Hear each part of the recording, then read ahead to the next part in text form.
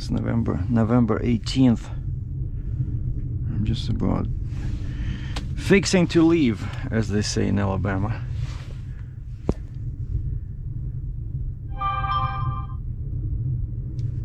Come on. Power on. Your headset is connected. Okay, the headset is connected. Here's my headset. We connected my American phone. Yeah, I just signed up with a new broker, and these guys were easy. They didn't want me to go online and spend 30 minutes, of my life filling out the pre-filled fields. Basically all the information there. They still wanted to go over and click yes, okay, next. It takes forever. This guy says, no, just send us your package. So okay, so I sent him my MC number, my CVR number from Canada. I sent him my insurance. I said, you want generic insurance or customized with you as a certificate holder? And he's like, oh, what do you mean generic? And then I explained. He says, okay, yeah, regular, just if we need customized one, I'll ask you. And so we agreed on a rate. Well, actually I couldn't argue with them. They gave me a rate which was okay for the weight, because it's like 15,000 pounds, but I could not find anything else. Okay, where's Iowa 80? Come on. It should be pre-programmed already here. Here we go, Iowa 80.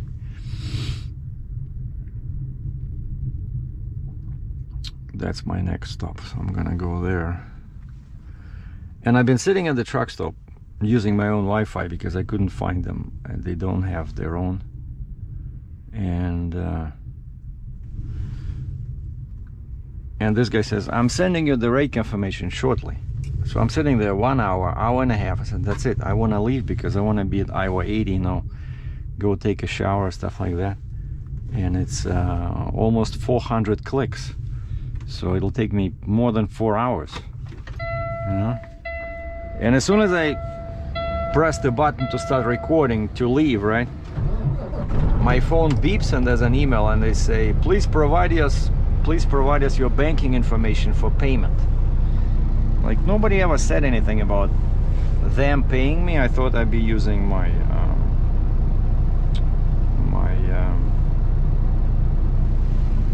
my factoring company, because I checked their credit, and surprise, they're pre-approved.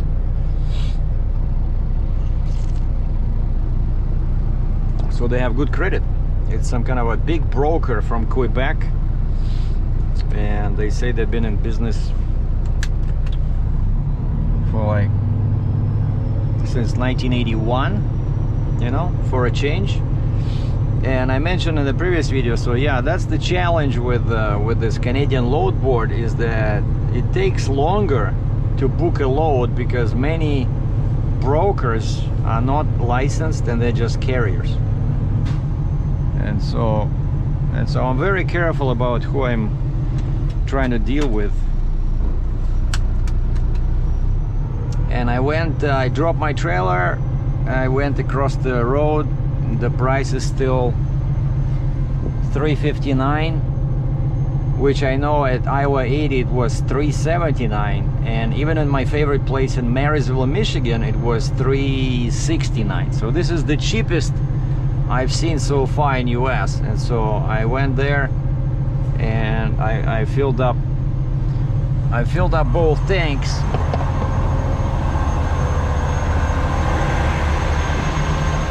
And then I came back and I dropped the suspension, and I put a board under that tire there.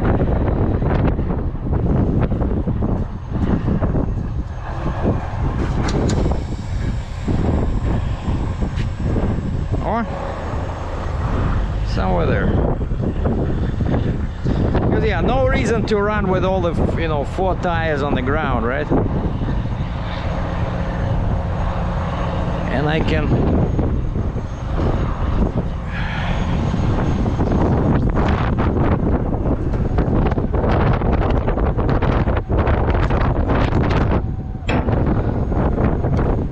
can raise this higher like this.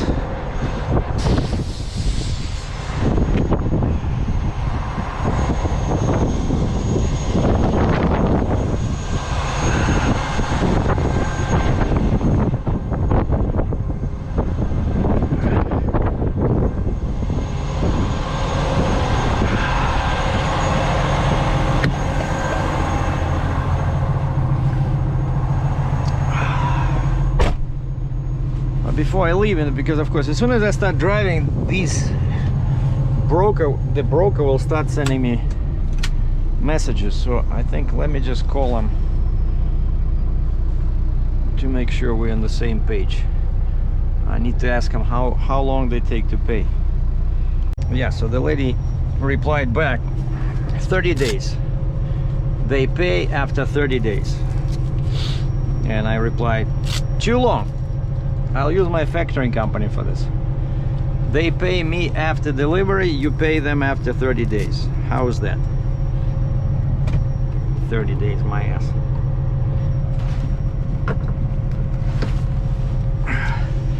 All right, which way are we going here?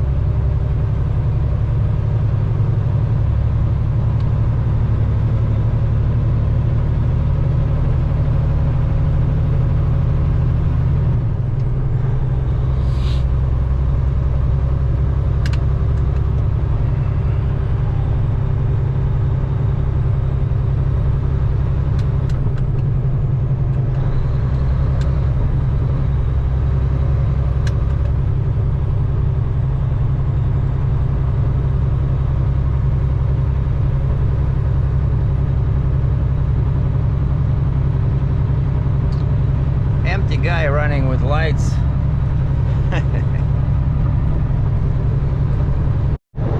Yeah, some guy just called me, another broker from Quebec, It says I have some local work in Ontario, a couple of pieces. One piece is 161,000 pounds. Can you handle something like that? 161,000 pounds. I said, no, I only have 10 axles, but I guess that's not enough. So that just proves the point that you never have the right equipment, you know? Like you will have a 100-ton trailer. Somebody will call you and say, can you load 200,000 pounds? No? Wait, actually, wait, 200,000, that's 100 ton. No, let's say you have a, I don't know, 50-ton trailer, and then somebody calls you and says, hey, we have 100,000 pounds, but we're not sure it can be 105, 110, you know? Okay, hold on, I gotta pay attention here. So I need 14 east. Okay, that one, yeah, 5263. And I'm not sure why Google just looks like the faster ways to go on some backwood roads. Why I cannot stay on 63?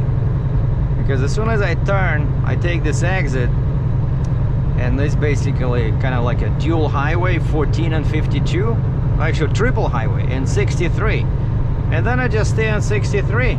What's the big deal? You know, whenever possible, I don't care if I'm gonna lose 1 minute and 15 seconds according to Google, right? I try to stay on the same highway to make it easy, because, you know, if I was local, probably I would do some shortcuts, right? But since I'm from Ontario, Canada, right, I just try to stick to one route, which is easy in case I'm lost or something. And so this is Rochester, Minnesota. So now I'm going south and east on 14, 52, 63. Here's your right lane, 52 south, 63, and 63, it's a US highway. And so I don't like this other route it's sending me on. In 600 meters, turn right onto the US 14 east, US 52 south ramp to Winona, Preston. I think I drove here actually. Yeah, last time I was in these parts.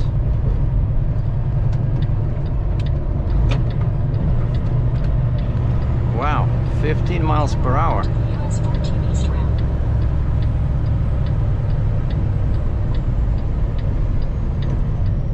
These guys are nicely parked.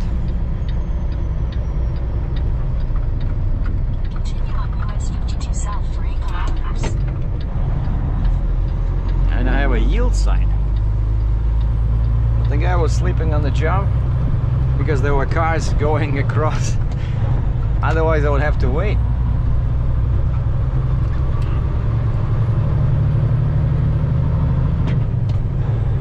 Okay, so now we are on.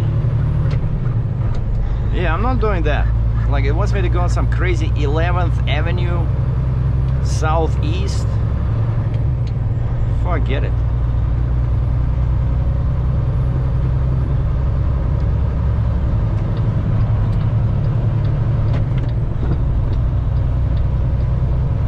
Yeah, I'm just gonna take 63 all the way south. And 63 connects with I-380 at the bottom there. And then I take 380 southeast towards 80, and that's it. And my destination for the day, Iowa 80 truck stop, is in, or near rather, Walcott, Iowa on 80. So that's what I meant by saying that, you know, I prefer to keep things simple, even though I can lose a couple of minutes. But especially when you're from out of town or out of the state, it helps to, you know, stick to one route. So it's perfectly nice, you know, yellow color, which means that this is a big highway. It's not like a white line. Okay, where is it? Oh, it's still a few miles down.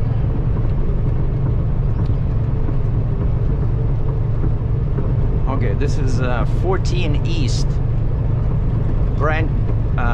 Branches off over here. 14 East. And now we have two highways, 52 and 63.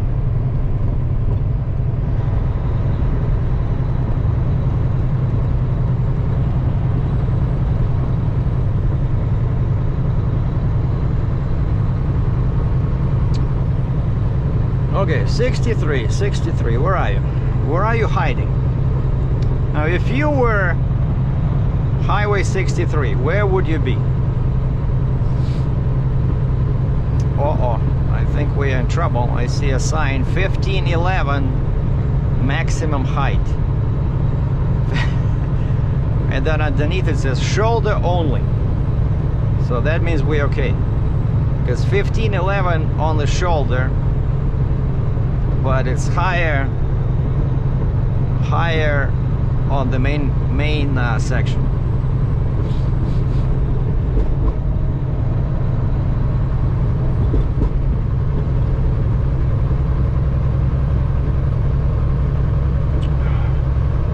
And it was -2 Celsius in the morning, 29 F, now it's -1. So things are warming up. Soon we're gonna see people in shorts and t-shirts. Actually, as I was sitting at the truck stop just checking my load board one last time. Oh, and that's 63, right in this lane. This lane leaves, exit 51, 63 south. Perfect. And so as I was checking my load board one last time on my computer sitting inside the truck stop, I saw a sheriff, a local sheriff, walking outside, and he just had his uniform, but it was short sleeves. Man, it's like -2, 29 F, and these guys are walking around in short sleeves. Man, so better not mess with that sheriff department, you know.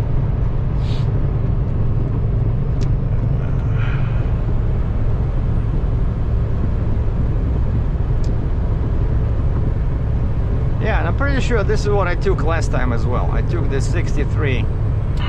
I was going empty towards I think Ohio or Michigan, something like that. 200 meters, keep right at the fork. Follow signs for I-90 West, US 63 South. Wait a second, which way am I going? Keep right at the fork.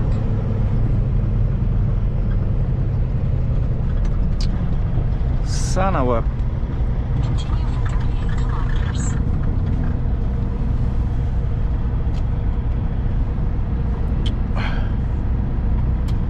Which way am I going? 63. That's stupid Google Maps, you know? It's 63 this way. Which one is this turn? Turn straight or left. For frontage road.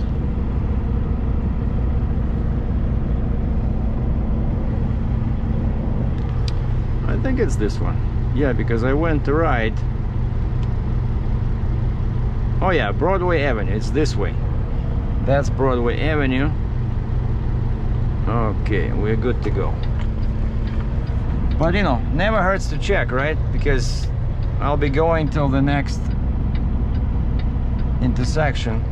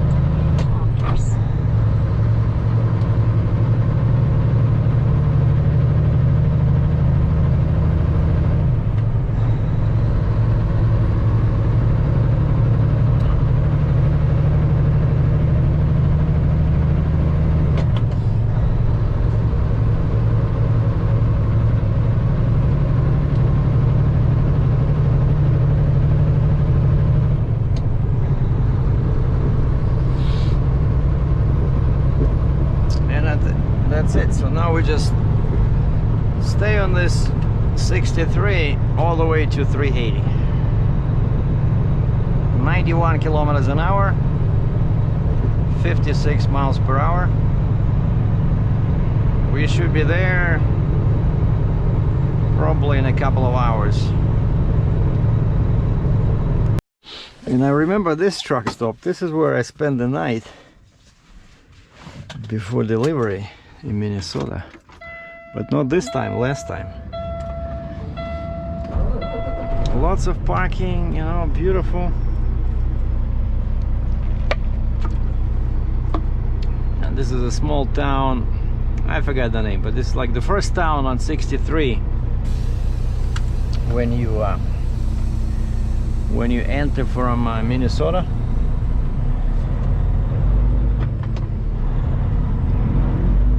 I was just chatting to my friend, the broker,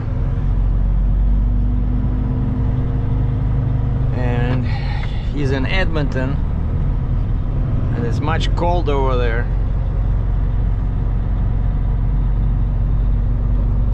So now we're at +1.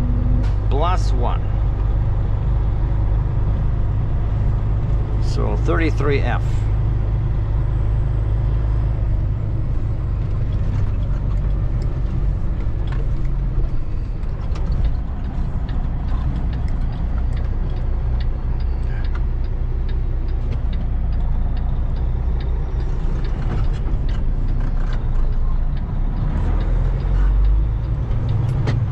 Head southeast on Main Street, US Highway 63 south toward Crescent Street. Continue on US Highway 63 south for 108 kilometers. Beautiful. 108 kilometers somewhere. So I don't have to worry about anything. You see, I'm on the same highway. I'm not doing any... Oh, check this out. Cool, an old pickup truck.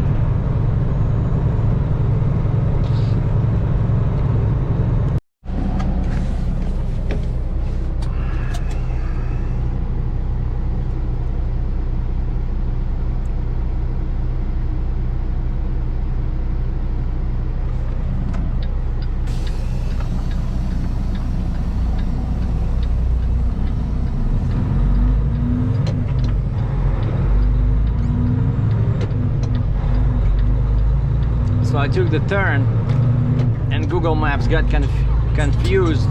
6 kilometers.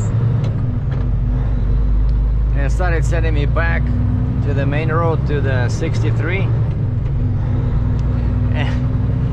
And this is exactly the route I took last time when I was coming back to Iowa 80 empty. Because yeah, this way you go around Waterloo. And it's a good road and there's no signs. You know, some of these small roads it'll say no trucks, but here everything is cool. And right where you jump on 390 there's a bunch of truck stops. And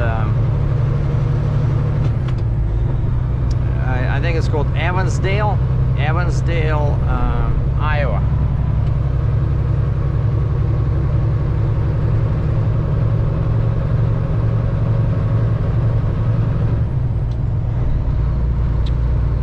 Now we just go east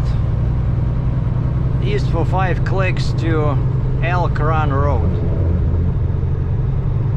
Milk Run Road.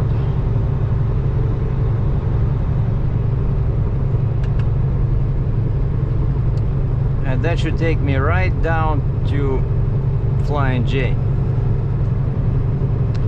I think they have a Danny's in there. We'll see.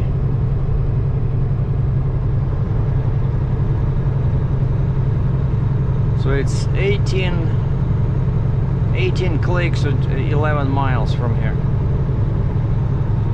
So we're going east and then south.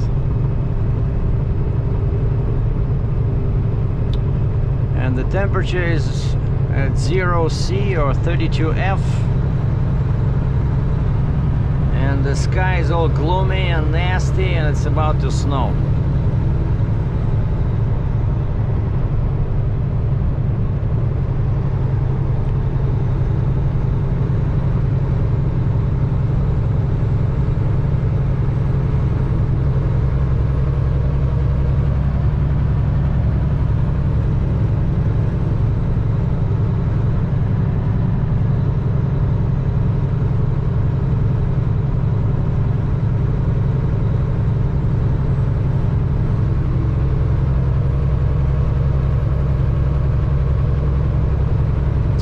I saw in Iowa, when I entered Iowa, I started driving on 63.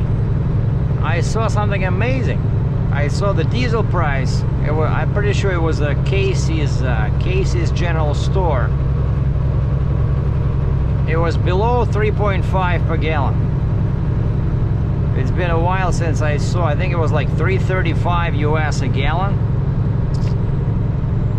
And I filled up at 3.59 this morning.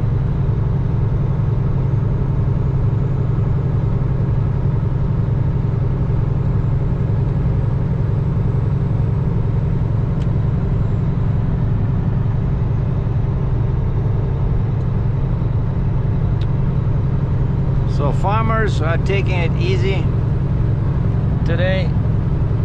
I did see some big vehicles, you know, like agricultural machinery driving on the road on 63, like a couple of big combines.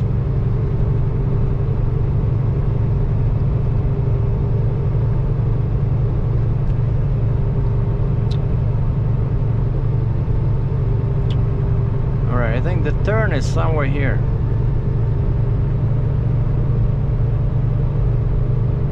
Yeah, I think that's the road over there. It goes like this.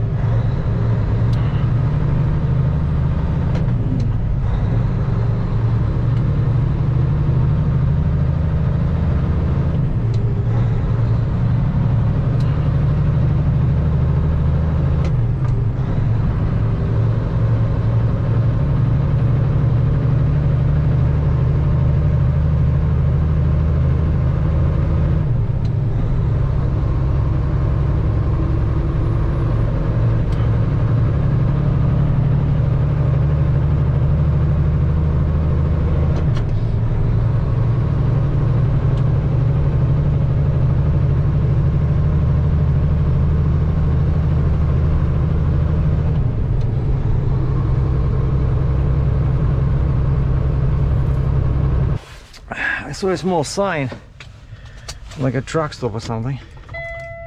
I wanted to go inside, use the bathroom, and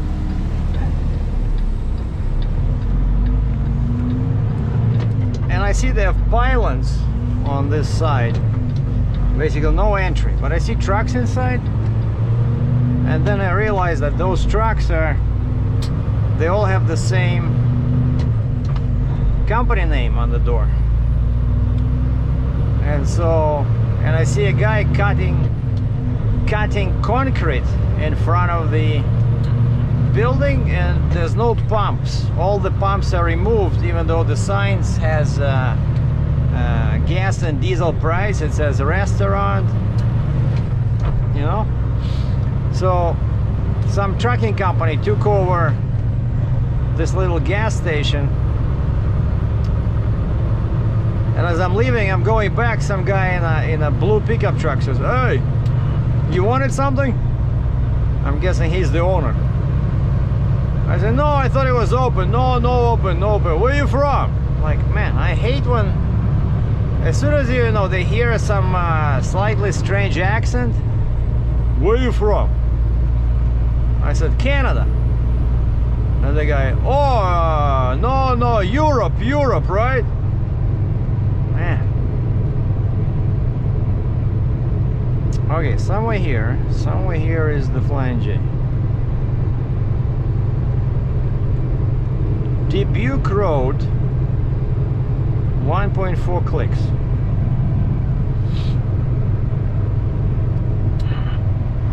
I'm not sure why I should have just gone straight to Flying J, but so it's somewhere here. There's gonna be an interesting turn, and oh, and I just passed the plant where they make you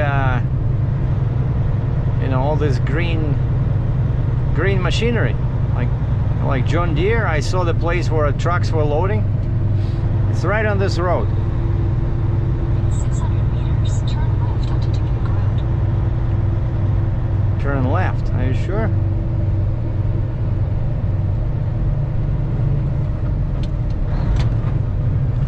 Sometimes you gotta take the advice. Oh, okay, 380, go left. All right. Yeah, okay, and straight, there's a sign says no trucks.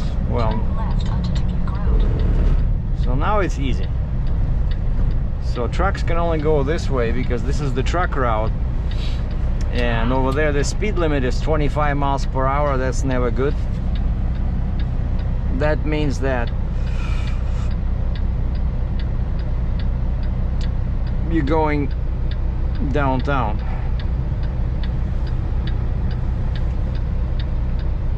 Yeah, see, so we're turning this way.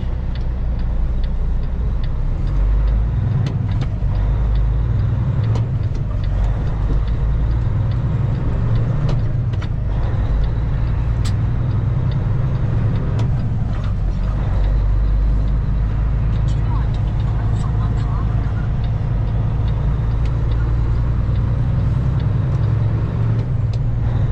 And I think Flying J will be somewhere right off this road.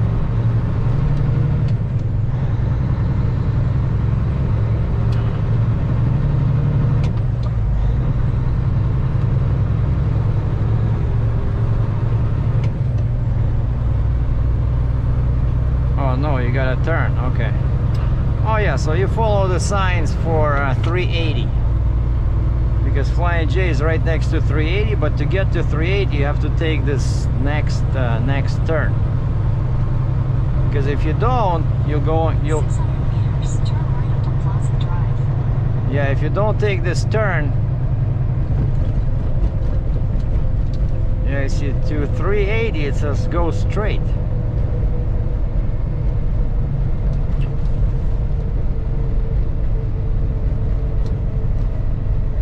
Oh, 380 this way. That sign. So that's a bit confusing.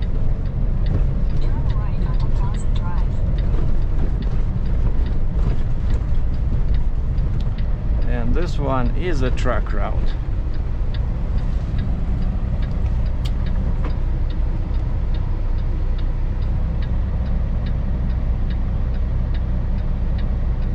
But looks like we don't have any allow turn on the red signal because there's an arrow. I gotta wait till that arrow turns green. Here we go.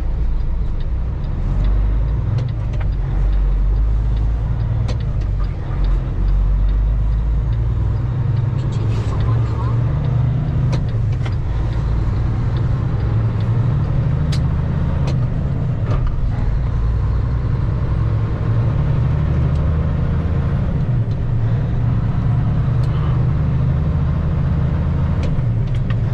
And there should be a TA and I think road, what is it called? Roadmaster? No.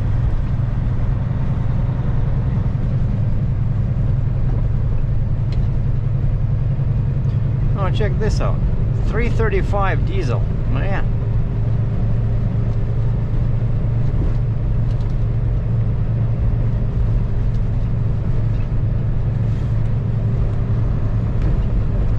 I wish I knew this. Oh, Road Ranger. 400 meters, turn right onto Torres Drive.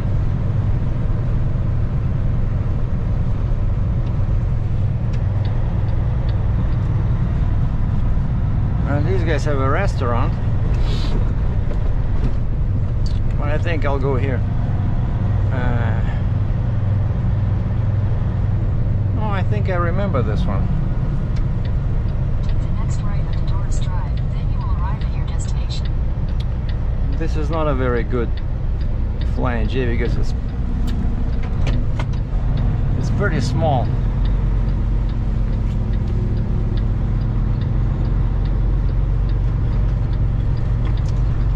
Shoot, I should have stopped over there at the Road Ranger. Like this one, it's a cluster, you know what.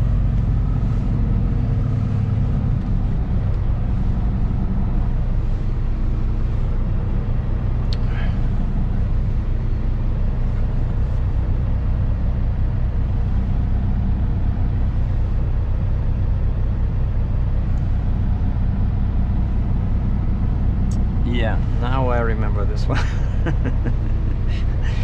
I had the same issue. I think last time I was here, I came in and I was looking for a place to turn around. You see, these guys are just sitting on the road because they're waiting for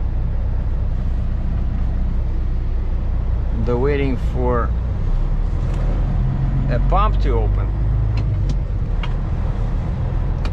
And this guy just fell asleep. So the guy behind him went forward.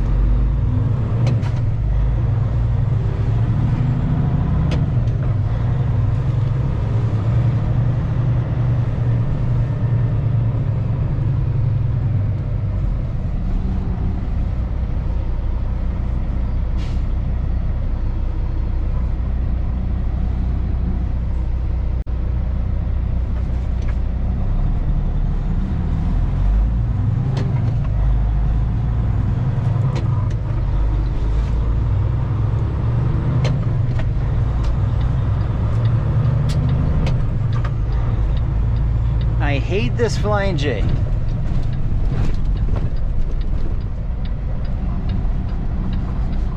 So I'm going back to the road range. Forget this BS.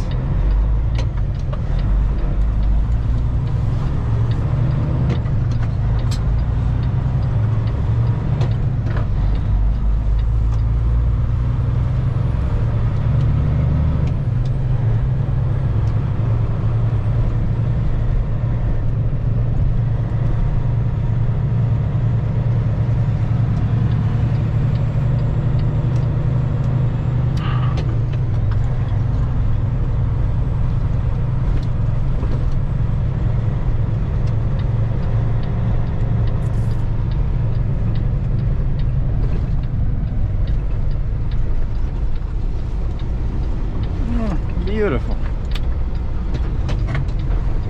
10 times bigger.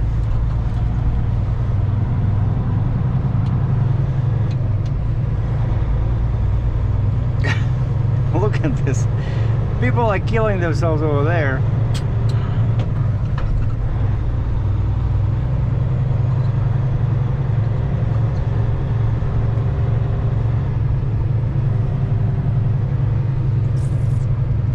Nice. But that guy was funny, right? The guy in the flatbed just fell asleep right in front of the entrance, inconveniencing everybody, and just talking on the phone. What are you talking about?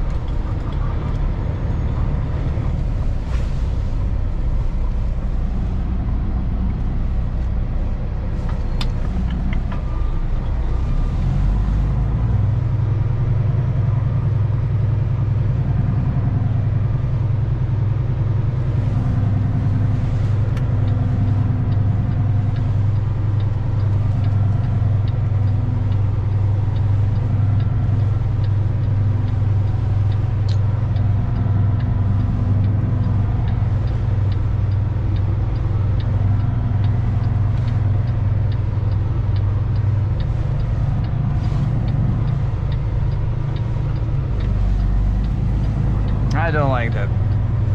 Some kind of a garbage on the ground.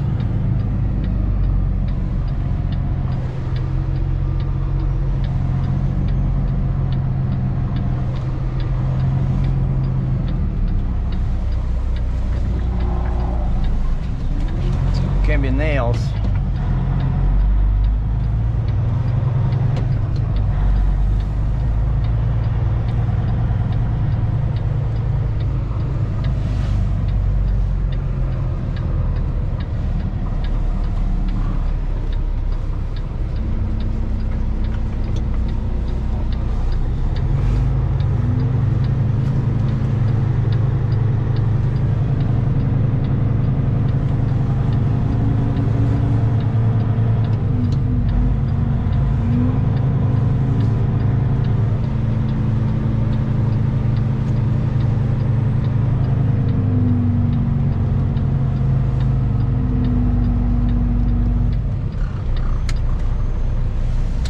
That's it.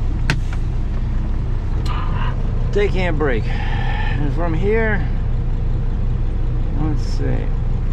Continue. How far is Highway E? Oh, 185 clicks. So it should take me, they say, basically 2 hours. So I'll be there at 2:30 local time. Perfect.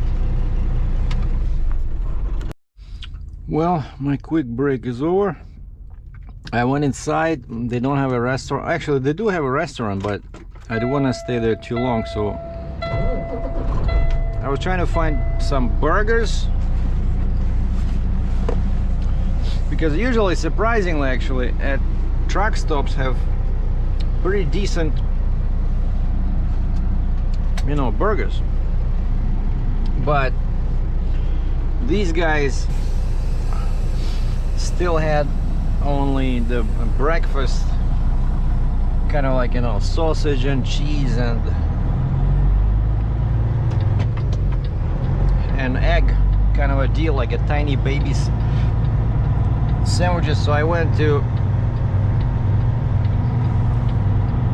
to the subway, also inside.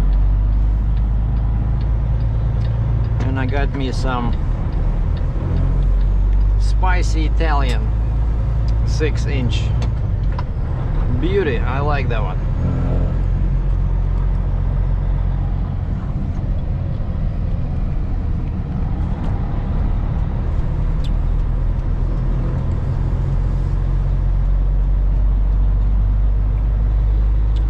So now we just need to get to... Yeah, you see these guys over here? They're all following the same John Deere. Actually, a guy offered me this. There was a load on the American load board, but it was $2.50 a mile. $2.50 a mile, and I said, maybe you should try putting it inside a dry van. Then maybe you can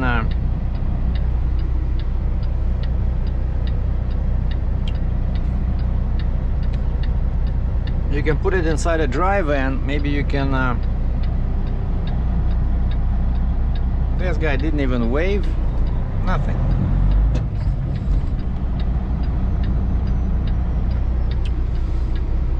And I remember this place. I also spent a few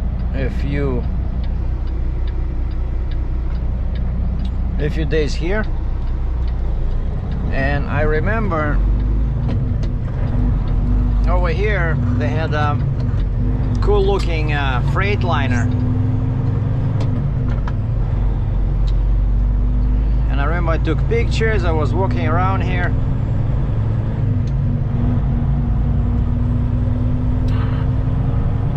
and I was driving that way in a bobtail. Okay, 380 north. No, we need south. Which way? This way.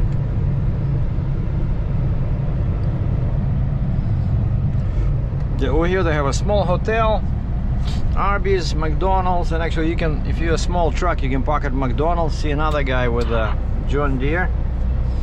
And so yeah, that load was cheap because it was, the guy said it was 30,000 pounds.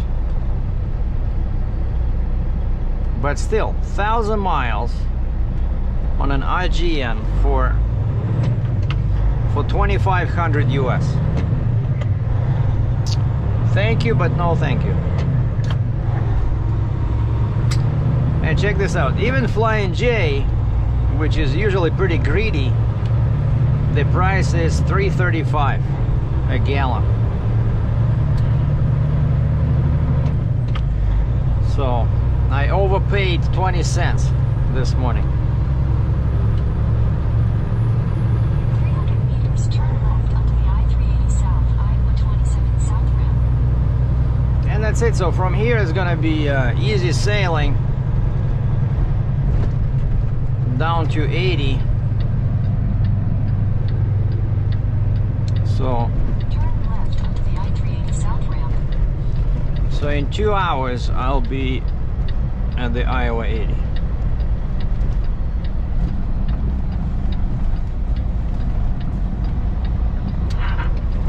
600 meters, merge onto I-380 South, I-127 South.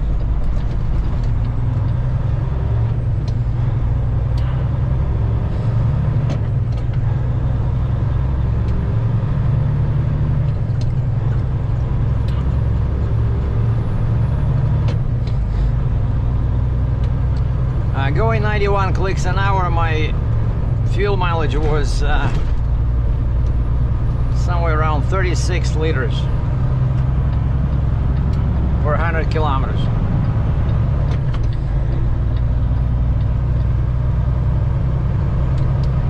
And we have an oversized, some kind of a cool, what is that? Oh, it's an off-road dump trailers. Check this out.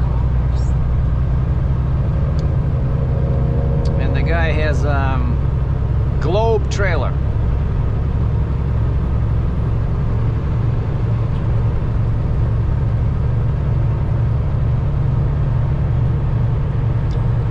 Yeah, I think over here I'm gonna set up my cruise cruising speed at 60 miles an hour. 97 clicks an hour. And that puts me pretty much at 1400 RPM, 1400.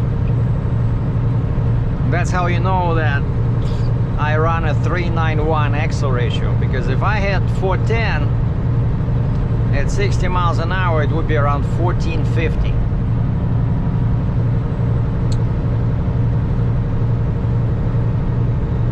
But I got big tires, right? That's what... Oh yeah, I remember this bridge. I dropped my trailer and I bobtailed there, and I remember standing on this bridge and I was taking pictures, and I did a video over here.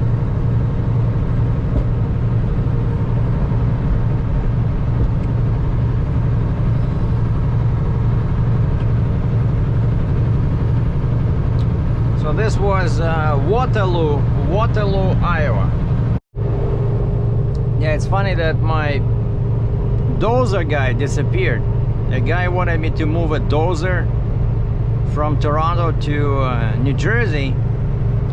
We agreed on the price. We agreed how I'll be paid, because my factoring company said, yeah, they're not, you know, too good, but they're okay. We'll do it, because the amount was not too big. And then this guy says, well, my customer is out of the country. He said it might take a while to get connected, but he says once I hear back from him, I'll send you the rate confirmation. And that was like yesterday, I think around 2 o'clock in the afternoon. Time now is 2 local. I haven't heard from the guy at all. But then this morning, unexpectedly, I saw the reply to my yesterday's email to one of the brokers on the Canadian load board. They didn't answer yesterday, but now I see a message saying that, yeah, you know, it pays this much, which is not too bad. And then it took them like 6 hours, but finally I got the rate confirmation. When I stopped for lunch, I saw the rate confirmation, so I signed it, and I noticed, as usual, they made a mistake in my name, because my legal name is spelled differently from the trade name, from the DBA name. So quite often what they do is they combine them together. So I don't know why I did this, why I spelled my name in a kind of like a street way, colloquial way, and that confuses everybody. So I try to avoid using my trade name, because it's spelled differently than my legal name, which is my full name, company name. And so I signed the rate confirmation, sent it back, and then I emailed them. But I said, guys, I warned you about this. I ask you not, please do not mix 2 names. You cannot take one part from the trade name and add it to my legal name, what they do. And this guy did exactly the same. That's what the rate confirmation had, my full legal name, the way it's spelled on the door, no, on the side of the sleeper, and then they added heavy haul. And that's not correct. And I knew something like this would happen, right? And the guy says, actually, I look at my email. He says, in my email, I spelled your name correctly. It's the accounting when they were setting up your name. So I emailed the accounting. I said, please, you know, remove the trade name. Just use my full name to avoid confusion. And the lady writes back, she says, I have to use what's on your insurance certificate. So I look at my insurance certificate, it's exactly how it should be. It's my full name, and then second line says DBA, trade name, and those four words, Sergei, Dratchev, heavy haul. And so, and she says, I wrote what was on your certificate, which is basically people are in a hurry, you know, they make mistakes. So I called her and I said, just take off the DBA, the trade name, just use my full name. Okay. I said, merci, bonjour. Thank you, goodbye. Because they're in Quebec. So Monday, I'm loading in Michigan. And I'll be going to Montreal. That's the only thing I was able to find. You know, I got tired of sitting there. And this one, the good thing about this load is that it's very light. It's only 15,000 pounds. But you know, it still pays something. The credit rating of the broker is good. My factoring company loves them, so I'll be able to get paid right after I deliver. But yeah, I was hoping to get that dozer, you know, because it would be a cool load, and I don't do too many dozers. And well, if the guy comes back to life, I'll tell him I can do it after I come back from Montreal, because chances are I'll be coming back empty. Maybe not, now that I have this Canadian load board. Oh, by the way, this is the first load, I think, what, in 2 months that I signed up for this overpriced Canadian load board. This is the first load I'm doing for them, and the guy is properly licensed broker. They've been in business since 1981, so their factoring credit rating is excellent, and the rate was okay, you know. So now I set up with them as a carrier. So I hope to do more loads with them in the future. Oh, and I got set up with that conveyor belt. The broker that was trying to get me to move that conveyor belt, they also a very nice company. They're a huge company with excellent credit rating, you know. And so I'm gonna save the email and the phone numbers for the future reference, and hopefully I'll work with them again, with the conveyor belt lady and these French guys. So yeah, I think it's some kind of a AC unit or something. It's something that but I did not notice at first, but it is slightly oversized. So I still need the basic permit in Michigan because it's 104 inches wide. You know, like the height is okay, the weight is okay, but it's just a couple of inches, 1 inch on each side. And I'm gonna check the regs, the regulations, and see if I even need the permit. Because some states, they say if you're under 9 feet, it's not even considered oversized. So I'll have to check that. And in Ontario, I'm okay because I have an annual permit no matter what. And not sure about Quebec. I'll have to check their rules too. Like, you know, it's a ridiculous situation to spend money on a permit when you're 104 inches wide and 15,000 pounds.